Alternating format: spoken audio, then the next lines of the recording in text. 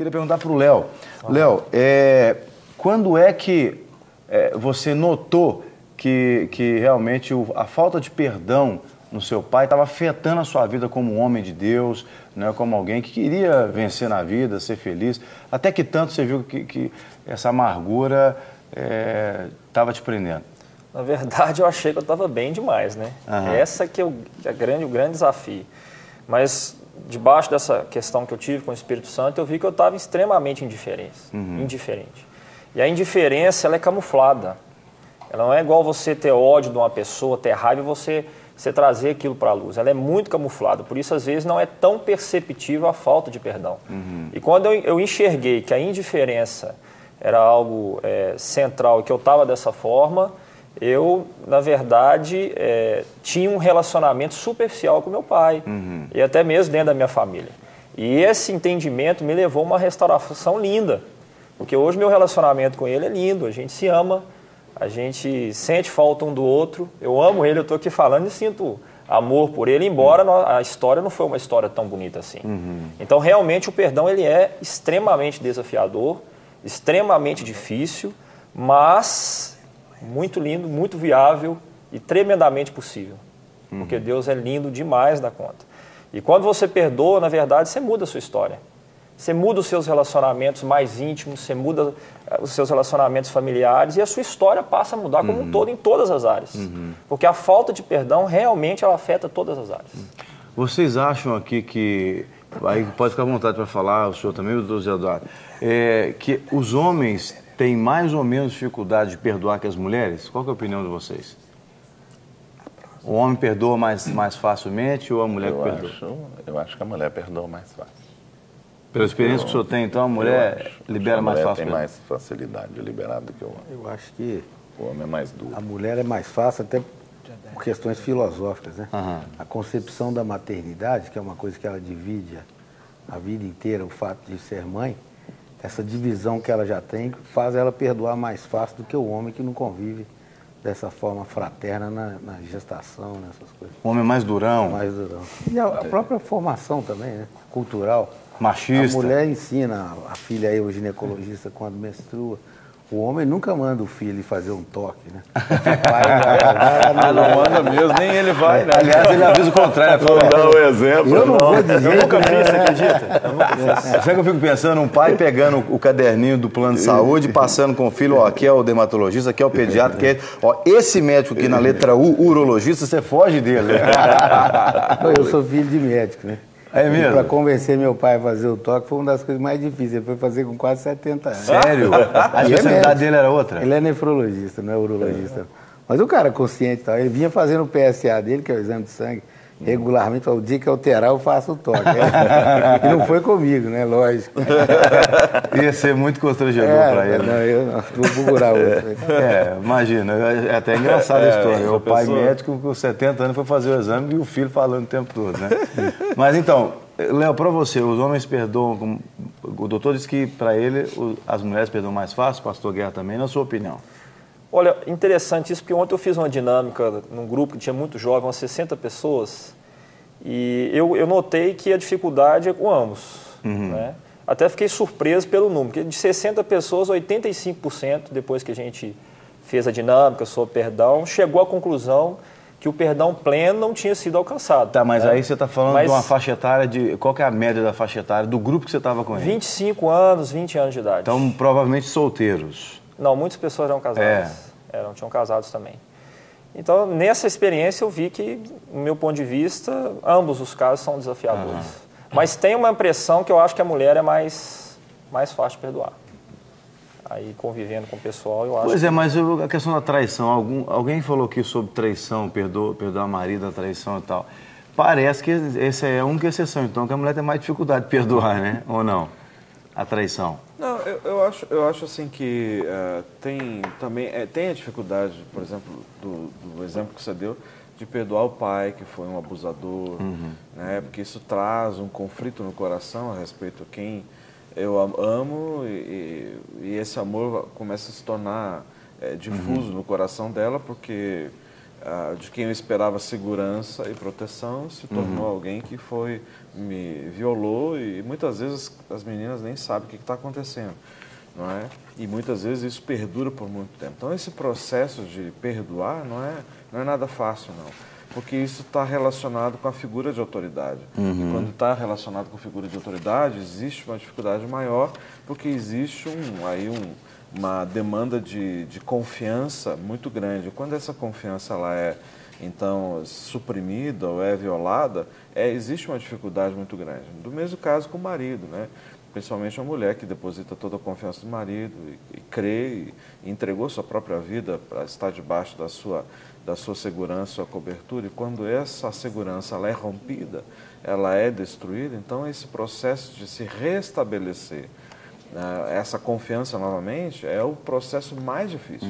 Até o processo de dizer que perdoa em obediência às Escrituras, a palavra de Deus, eu escolho perdoar, é uma coisa.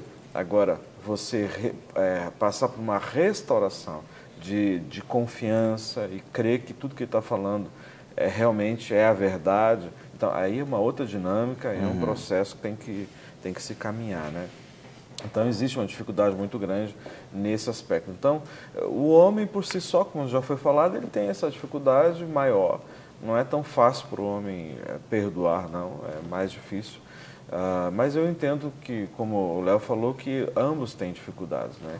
Então, no caso dessa irmã que ligou, ela queria ser curada. Talvez seria o processo mais fácil, né? Do que cumprir a palavra de Deus, as Escrituras, e perdoar primeiro, para depois entregar os sentimentos, para que Deus cuide dos sentimentos. E ele é especialista em curar e sarar, né? A nossa expectativa é que com o programa de hoje você consiga, né, se convencer ou deixar que o Espírito Santo de Deus te convença que você, no caso de necessitar liberar perdão, busque os caminhos, né? E também daqui a pouquinho a gente vai ouvir o doutor José Eduardo falando sobre a questão dos exames que o homem deve submeter, e também que na fala dele os homens sejam convencidos mais rapidamente do que o pai dele, que foi fazer o primeiro exame de próstata com 70 anos de idade, o exame de toque. Bom, mas eu ainda falando do livro do Léo, eu achei muito interessante que no livro do Léo, o Léo separou o livro em duas partes, né? E na primeira parte ele escreve assim: eu realmente perdoei. E aí você coloca 11 pontos do que o perdão não é. E depois ele escreve a segunda parte e diz: eu realmente perdoarei, uma outra pergunta, e ele coloca 13 pontos do que o perdão é. Né? Então, só para citar aqui alguns exemplos, porque depois você pode inclusive adquirir esse livro, o Léo daqui a pouco vai falar sobre o dia do lançamento do livro também, que vai acontecer na semana que vem. Ele diz aqui que perdão não é indiferença, como ele já falou ali antes, não é impaciência, não é dor, perdão não é prisão, perdão não é cobrança, perdão não é esquecimento, dentre outras coisas. E o que é o perdão? Aí ele fala que perdão é adoração, perdão é verdade, perdão é fé, é decisão, é diálogo, dentre outras coisas que ele coloca aqui. Por que você entendeu que precisava dividir dessa forma? Você escreveu com pontos específicos, Léo.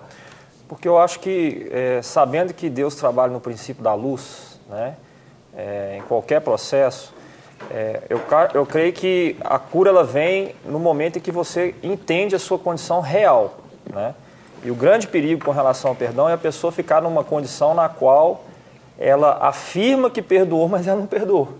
Como é que você tira essa realidade? Quando ela realmente fala, realmente eu achei que eu tinha perdoado e eu não perdoei. Então nós dividimos o livro falando na primeira parte sobre o que não é perdão, para que um diagnóstico claro fosse feito.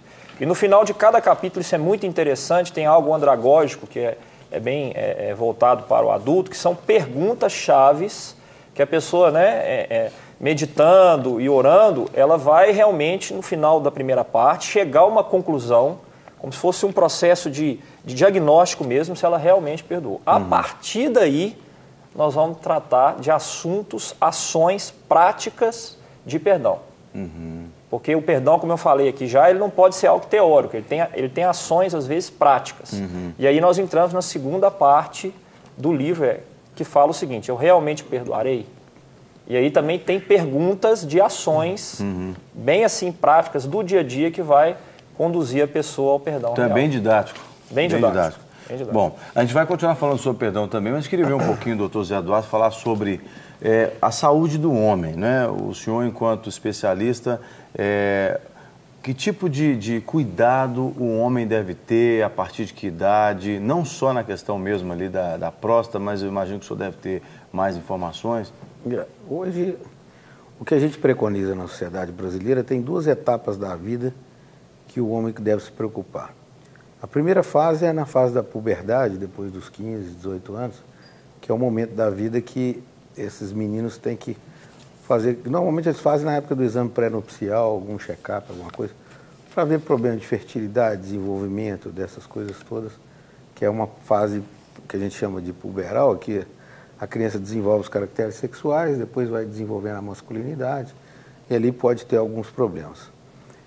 A segunda etapa da vida é a partir dos 40 anos. Quer dizer, isso não impede que nesse de 20 a 40 você mantenha algum tipo de vigilância, porque é o momento que você está sexualmente mais ativo no período de 20 a 40, e hoje com essa promiscuidade que tem existido, o uso de preservativo é importante, essas coisas, então tem que se manter essa vigilância ativa nesse período de 20 a 40 anos.